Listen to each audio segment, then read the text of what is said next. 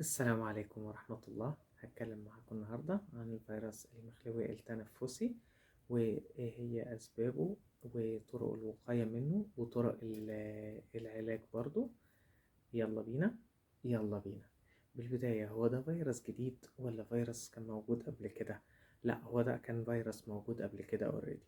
طيب، هو ايه اللي حصل وليه زاد وليه انتشر كده مرة واحدة؟ هو المعتاد للفيروسات ان الفترات ما بين الفصول الفيروسات بتنشط فيها وبتقوى فيها، وعشان كده انتشارها بيزيد. واللي ساعد انتشاره ان ديت فترات مدارس مش فترات اجازة. طيب، هو الموضوع ده عندنا احنا بس في مصر ولا في أماكن تانية؟ لا، هو في أماكن تانية، وفي الولايات المتحدة شبه العناية المركزة الخاصة بالأطفال وحديث الولادة والرضع شبه مكتمل. أمريكا بس لا، ألمانيا كمان نفس الحكاية عندها المشكلة دي. طب احنا عندنا الوضع ايه؟ نسمع الحميات مليانة والدنيا صعبة هو في انتشار واسع للفيروس، والمساحات طبعا اللي اتعملت طلع 73% منها هو الفيروس دوت. طيب، هو ده تأثيره سيفير، تأثيره قوي ولا حاجة مايلد أو متوسطة أو ضعيفة؟ هي طبعا بتختلف بحسب الشخص اللي بيتصاب بيه، بس الأغلبية أو أوفر أول الدنيا كويسة والدنيا بسيطة، والدور بتاعه بيبقى صغير، مبقاش كبير، يعني ممكن ياخد له بتاع حوالي أسبوع إن شاء الله بالكتير لو المناعة كويسة والجسم بيقضي عليه. طب هو أنت بتقول ليه المناعة تكون كويسة وتقضي عليه؟ هو ملهوش علاج. للأسف الفيروسات التنفسية كلها ملهاش علاج، ولا حتى المضاد الحيوي، ولا حتى المضاد الحيوي، لأن المضاد الحيوي ده مضاد للبكتيريا مش للفيروس. الفيروس التنفسي ملوش أصلا علاج. طب احنا هنقدر نتغلب عليه ازاي؟ هنعرف وهنقول دلوقتي. طيب، في البداية ايه طرق الوقاية؟ قبل ما نعرف طرق الوقاية لازم نعرف هو بيتنقل ازاي. هو بيتنقل عن طريق انت تلمس سطح من الأسطح، يكون السطح دوت عليه الفيروس، فيحصل الانفكشن أو العدوى، أو من خلال التنفس، وده اللي مخلي انتشاره زايد جدا. طيب، هو لما هتنفس ايه اللي هيحصل؟ الفيروس هيوصل للأغشية المخاطية بتاعة الأنف، وهيوصل للجيوب الأنفية كمان. طب بعد ما بيوصل للجيوب الأنفية طبعا الفيروس أكيد بيتكاثر، هينزل كمان على الزور أو الحلق عشان يوصل للقصبة الهوائية ومنها للرئة. طيب، هو هيعمل كده إيه؟ بالنسبة للجيوب الأنفية، لو حد أصلا اوريدي هو عنده الجيوب الأنفية هيحس بصداع جامد، ومش هيقدر، ممكن تأثر كمان معاه مع العينين.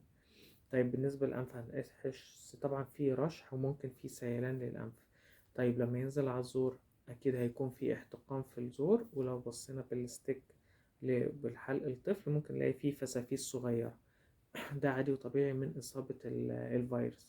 طب لما بيوصل للرئة بيعمل إيه؟ بيزود طبعا، بيعمل انفكشن أو التهاب في الرئة أو التهاب رئوي، وده بيزود المخاط، وزيادة المخاط ده بتخلي الرئة متعرفش إن هي تمتص الأكسجين الكافي. عشان كده هو في بعض الأعراض ممكن نلاقي عند الأطفال يعني زرقان في الأطراف. ليه الزرقان في الأطراف؟ لأن الأكسجين مش واصل، مش واخدينه بكفاءة. طب إيه اللي هيحصل تاني لما الأكسجين مش هيبقى واصل؟ هيبقى الطفل مش في نشاطه، الأكسجين قليل، وخصوصا دي هتبان مع الأطفال اللي عندها فرط حركة. تمام. ايه تاني الأعراض اللي ممكن يحس بيها؟ هيحس طبعا هو مش قادر يعمل مجهود. النقطة التانية ممكن يحس بوجع في العظم. طب الوجع في العظم دوت ليه؟ هنقول سببه ايه. طيب، احنا كده عرفنا الفيروس بيعمل ايه. احنا ازاي نقي نفسنا منه؟ نقي نفسنا ان احنا الأول الأسطح ان احنا نلامسها تبقى يتم تطهيرها عشان ما يحصلش العدوى. طب وايه كمان؟ افرض جالي دلوقتي في المناخير، احنا باستمرار بنقدر ان احنا نستنشق. الاستنشاق ده بيطهر المناخير. لا، انا عاوز وسيلة اقوى وتكون فعالة اكتر. نقدر ان احنا للاطفال نقدر نستخدم اي نوع من البخاخات، زي مثلا الفرينوز زي ديت، نقدر ان احنا نستخدمها. لما بنيجي نستخدمها بنميل الراس وبنقفل فتحة الجنب الشمال، والبخاخة نبخ في الجنب اليمين، بعد كده نعكس ونفس الحكاية. طب ايه الفايدة ان احنا نقلب يمين وشمال؟ عشان الدوز او الجرعة تنزل على الأغشية المخاطية اللي في النص وتطهرها. مادام طهرتها الانفكشن مش تحصل في الجيوب الأنفية ومش هيوصل في الجيوب الأنفية.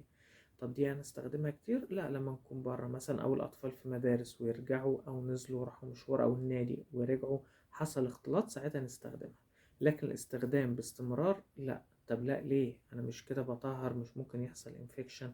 لا، المسألة ان انت لما تفرط في استخدامها، ده هيقلل الاعصاب والشعيرات الدموية اللي موجودة في الانف، فمش مستحب ان احنا نزيد نستخدمها.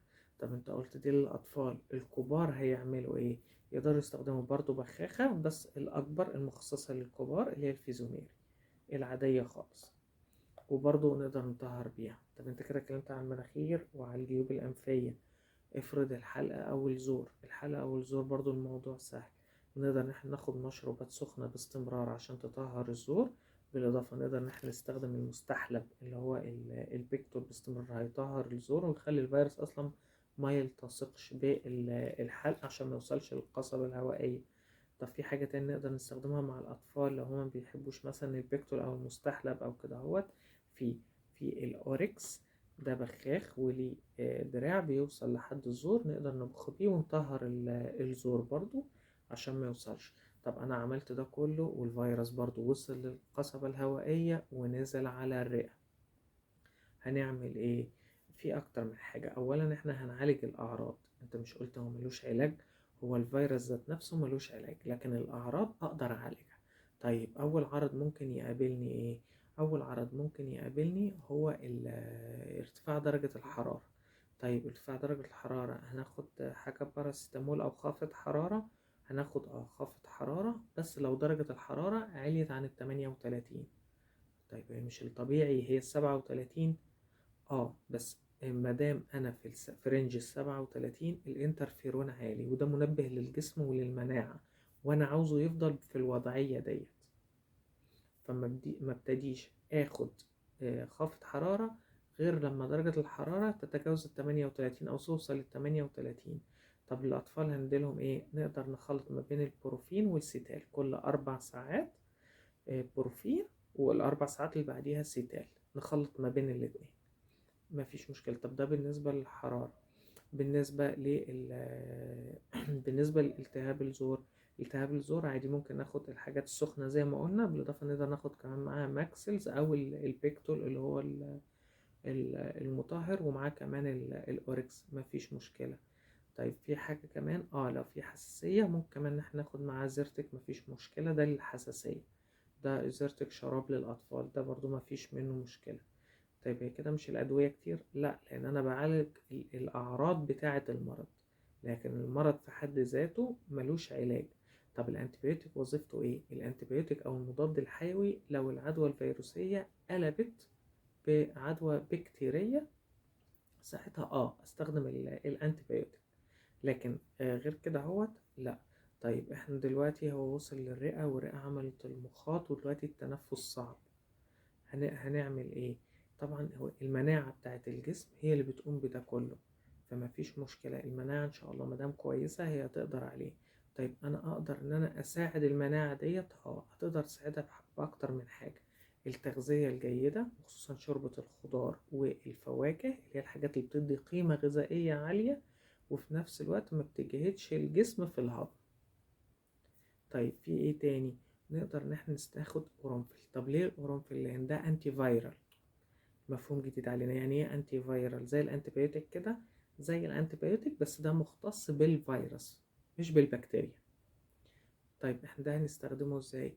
نقدر ان احنا نغليه عادي في بويلر او الكنكة، والاول نستنشق بخار المية اللي طالع منه، وده هيطهر جدا الانف والجيوب الانفية، ولما هنشربه هيطهر الزور، ولما ينزل المعدة كمان هيتم امتصاصه، وده هيبقى قاتل للفيروسات التنفسية، سواء عن طريق الاستنشاق أو عن طريق الشرب إن احنا بنشربه، ونقدر إن احنا ندوغه عادي ونبلعه، مفيش مشكلة خالص، وهيطهر لنا كمان الزور. طيب أنا أقدر أساعد الجسم كمان إزاي؟ بالراحة، إن أنت تريح جسمك خالص عشان الجسم يوجه مجهوده والغذاء بتاعه والفاعلية بتاعته كلها في مقاومة الفيروس، إن احنا منعملش مجهود ويبقى فيه راحة. دي الحاجة اللي احنا هنقدر ان احنا نساعد بيها الجسم.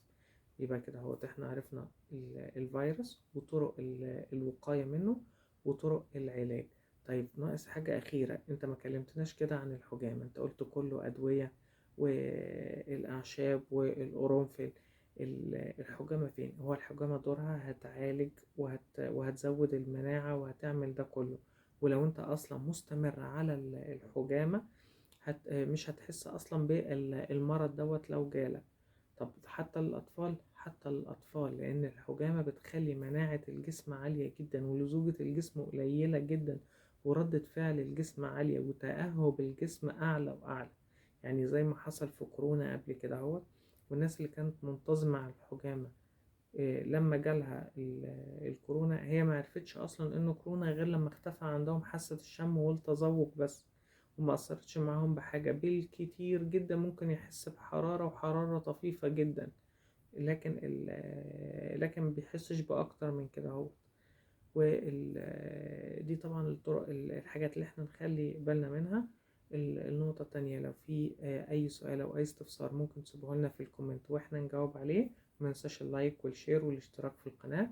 وشكرا، ودمتم بصحة وعافية، والسلام عليكم ورحمة الله.